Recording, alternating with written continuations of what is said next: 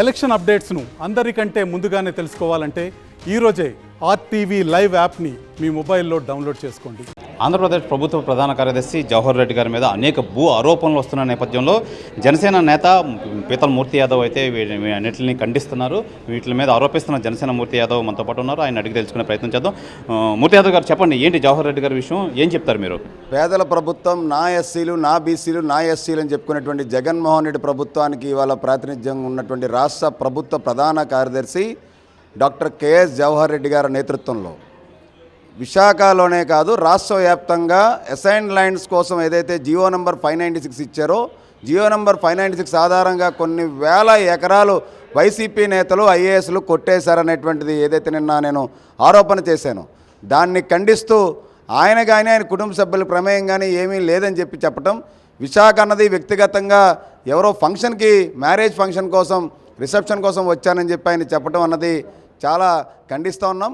ఖచ్చితంగా కేఎస్ జవహర్ రెడ్డి గారు chief secretary హోదాలో రహస్యంగా చందనోత్సవం ముందర రోజు నాడు వచ్చి సింహాచలం అప్పన్నని దర్శనం చేసుకున్న మాట వాస్తవం కాదా? దర్శనం చేసుకోవడం తప్పు కాదు. దర్శనం చేసుకున్న తర్వాత ఎక్కడెక్కడికి వెళ్ళారు, ఎవరిని కలిశారు, ఆ యొక్క రాకని ఎందుకు రహస్యంగా ఉంచారు? అలాగే 2 దఫాలు మొన్న వచ్చినటువంటి 20వ తారీఖున స్నేహితుడి యొక్క ఇంటికి వెళ్ళాను. స్నేహితుడి ఇల్లు ఎక్కడుంది? మీరు భోగాపురం ఎందుకు వెళ్ళారు? భోగాపురం ఎయిర్పోర్ట్ని అర్జెంటుగా అమాంతంగా సమీక్ష జరపాల్సినంత ఆవశ్యకత ఏమొచ్చింది? రాష్ట్రంలో ఇవాళ ఎన్నికల హింస జరుగుతూ ఉంటే చీఫ్ ఎలక్షన్ కమిషన్ సిట్ వేస్తే బ్యాలెట్ బాక్సులు కానీ, స్ట్రాంగ్ రూములు కానీ వాటి గురించి పర్యవేక్షించకుండా రాష్ట్రంలో కొన్ని వందల ప్రాజెక్టులు అవుతూ ఉన్నాయి. ఇక్కడ జగనన్న కాలనీలు ఇళ్ల పనులు జరుగుతూ ఉన్నాయి. అవి కూడా చూడకుండా మీరు వాటి మీద సమీక్ష జరపకుండా కేవలం భోగాపురం ఎయిర్పోర్ట్నే మీరు ఎందుకు సమీక్షించారు? భోగాపురం ఎయిర్పోర్ట్ సమీక్ష వెంట ఎవరెవరు అధికారులు ఉన్నారు? ఏ జిల్లా ఆర్డీఓ ఉన్నారు, తహసీల్దార్లు ఉన్నారు? ఆ తర్వాత మీరు ఎక్కడికి వెళ్ళారు, ఎవరిని కలిశారు? మీ యొక్క రాకను రహస్యంగా ఉంచాల్సిన అవసరం ఏముంది? రాష్ట్రంలో 26 జిల్లాలు ఉంటే కేవలం భోగాపురం ఎయిర్పోర్ట్ సమీక్షే ఎన్నికల మోడ్ ఆఫ్ కాండక్ట్లో ఎందుకు ఇవాళ సమీక్షించాల్సి వచ్చింది? ఇలాగ అనేకమైనటువంటి అనుమానాలు ఉన్నాయి. ఏదైతే 596 జీవో ఏదైతే రాష్ట్ర ప్రభుత్వం, జగన్మోహన్ రెడ్డి ప్రభుత్వం నా ఎస్సీ, నా బీసీ, నా ఎస్సీ అని చెప్పేటువంటి పేదల ప్రభుత్వం, పేదల భూమి ఇచ్చే ప్రభుత్వం చెప్పుకున్నటువంటి జగన్మోహన్ ప్రభుత్వం ఇవాళ పేదల భూములు కొట్టేశారు. ఆ పేదల భూములు వందల వేల ఎకరాలని, అసైన్డ్ ల్యాండ్స్ని ఫ్రీ హోల్డ్ సర్టిఫికెట్స్ ఇచ్చేసి వైసీపీ నేతలు ఈ యొక్క సిఎస్ జవహర్ రెడ్డి గారు వాళ్ళ కుమారుడి నేతృత్వంలో ముఠా కొట్టేశారన్నది వాస్తవాలతో ఇవాళ కొన్ని మండలాల యొక్క సర్వే నంబర్లు, ఫ్రీ హోల్డ్ సర్టిఫికెట్ జారీ చేసినటువంటి వాళ్ళ వివరాలు వెల్లడించాం. నిజంగా జవహర్ రెడ్డి గారు చిత్తశుద్ధి ఉంటే ఏవైతే ఫ్రీ హోల్డ్ సర్టిఫికెట్స్ ఇచ్చినటువంటి రైతులు ఉన్నారో వాళ్ళ చేతుల్లోనే భూమి ఉందని, భూమి వాళ్ళ చేయి మారలేదని మీరు చెప్పగలరా? జరిగినటువంటి లావాదేవీలు 596 జీవో మీద జరిగినటువంటి లావాదేవీలన్నింటినీ నిలుపుదల చేయగలరా? మీకు సర్వహక్కులు ఉన్నాయి కదా. పూర్తి స్థాయిలో 596 జీవో ఆధారంగా ఫ్రీ హోల్డ్ సర్టిఫికెట్స్ వాళ్ళు ఎవరెవరు భూములు అమ్మారు, ఎవరు కాజేశారు, ఎవరి పేరు మార్చుకున్నారు, ఆ బినామీలు ఎవరు చెందినటువంటి వాళ్ళు, ఈ విషయాలు వివరాలు వెల్లడించగలరా చీఫ్ సెక్రటరీ జవహర్ రెడ్డి గారు అని చెప్పి మేము అడుగుతా ఉన్నాం. ఖచ్చితంగా జవహర్ రెడ్డి గారు వాళ్ళ కుమారుడు ముఠాలో ఉన్నటువంటి సభ్యులు మొత్తం 800 ఎకరాలు కొట్టేశారనడానికి మా దగ్గర ఆధారాలు ఉన్నాయి. మూర్తి యాదవ్ గారు, ఈ విశాఖపట్నంలో ఆరోపిస్తున్నారు కదా, ఈ ఎన్ని ఎకరాలు ఎక్కడెక్కడ ఉన్నాయి ఇవి?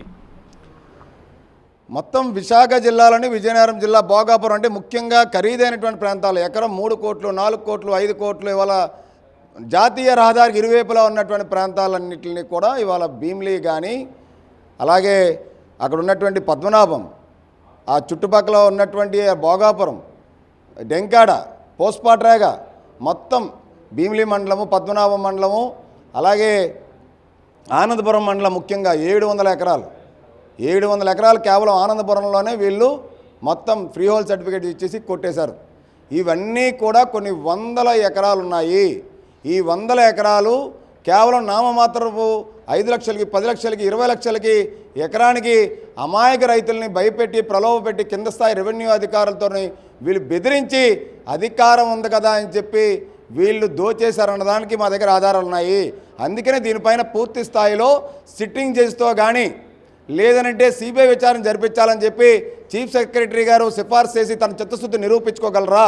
మేము ఏదైతే విచారణ సంస్థ ఉందో విచారణ సంస్థకి పూర్తి స్థాయి ఆధారాలు ఇవ్వడానికి నేను సిద్ధంగా ఉన్నాను. లేని పక్షంలో నేను నిరూపించలేకపోతే మీరు తీసుకున్నటువంటి ఏ చర్యలకైనా సరే నేను కట్టుబడి ఉంటాను.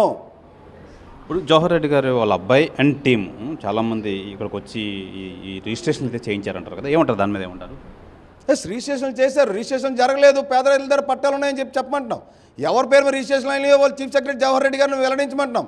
సర్వే నెంబర్లు చెప్పాం, మండలం పేరు చెప్పాం, ఊరు పేరు చెప్పాం, రైతు పేరు చెప్పాం, రైతు పేరు ఎంత ఎక్స్టెంట్ ఉందో, ఇవి రైతుల పేరు మీద ఉన్నాయా, ఎవరి పేరు మీద మారితే వాళ్ళు ఎవరు, వాళ్ళకి వీళ్ళకి ఉన్న సంబంధం ఏంటి? అమాంతంగా 3 నెలల్లోనే ఇంత ట్రాన్సాక్షన్ జరిగిందా?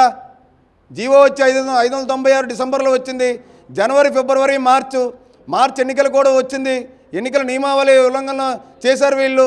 మార్చి నుంచి ఇవాళ వరకు కూడా ఇంకా రిజిస్ట్రేషన్ జరుగుతూ ఉన్నాయి, ఫ్రీ హోల్ సర్టిఫికేట్ ఇస్తూనే ఉన్నారు. ఇవన్నీ చక్కబెట్టడానికే ఆయన వచ్చారన్నది నేను చెప్తున్నటువంటి మాట. ఇవి కాదని చెప్పేటప్పుడు ఆయన చీఫ్ సెక్రటరీ, ఆయన సర్వాంతర్యామి, ఏదైనా రాష్ట్రంలో ఏదైనా నిర్ణయం తీసుకుని ఏదైనా చేయొచ్చు. ఖచ్చితంగా దీని మీద విచారణ జరిపిస్తున్నాము, జరిగినటువంటి లావాదేవీలు నిలుపుదల చేస్తున్నామని చెప్పి ఆయన చిత్తశుద్ధి నిరూపించుకోమనండి.